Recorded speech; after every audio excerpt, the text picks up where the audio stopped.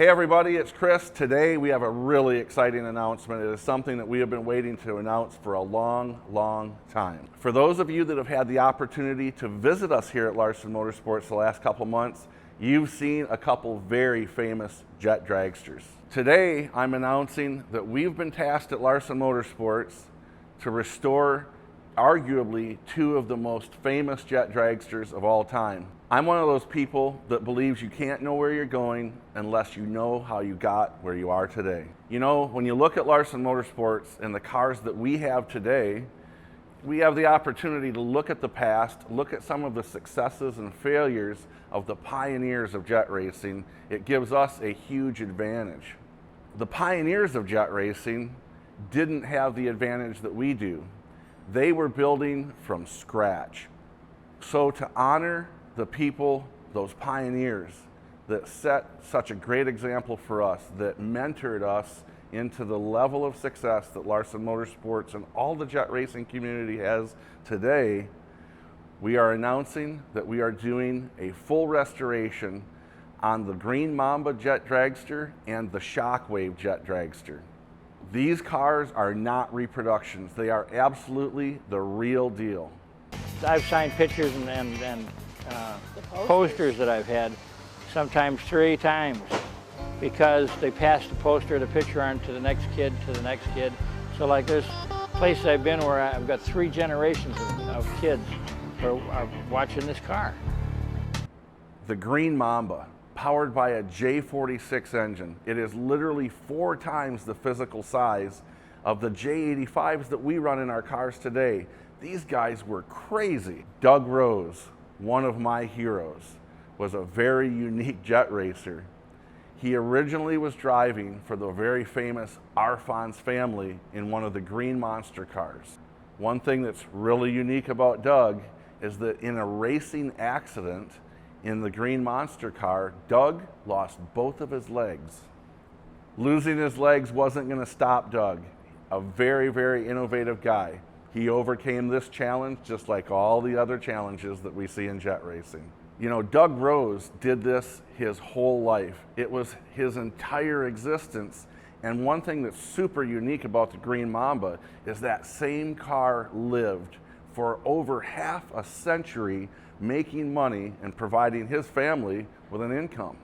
When the green Mamba would no longer certify as a drag racing car, that didn't stop Doug. He turned it into a very famous car burn car.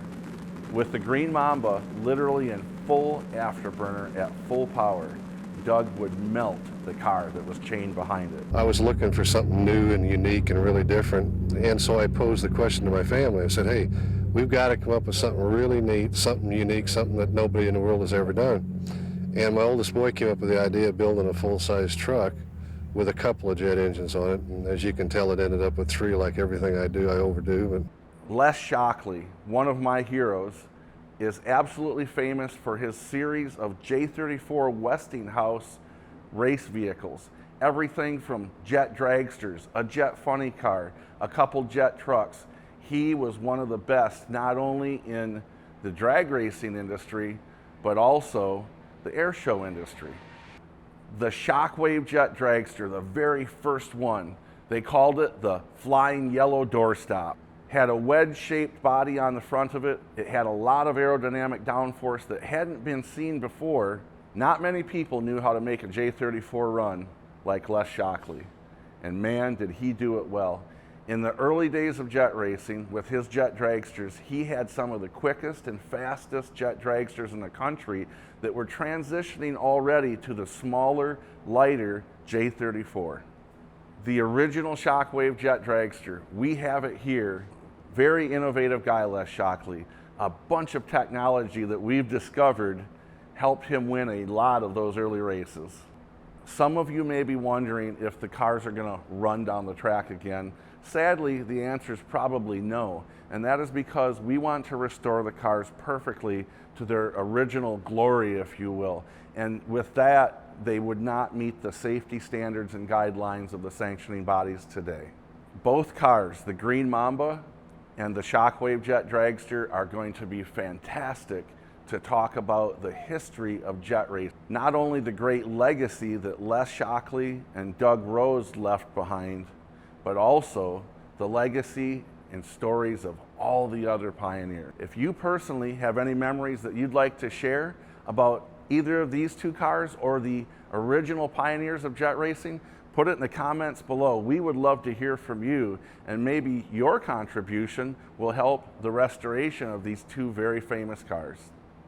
On behalf of all of us at Larsen Motorsports, I want to personally thank the Rose family and the Shockley family and all of the others that contributed to these two great teams for so many years. Thank you very, very much for trusting us at Larsen Motorsports to protect the legacy of these two priceless jet dragsters. To go as fast as you can isn't something you do because you have to. It's something to do because we really want to. I mean, really want to.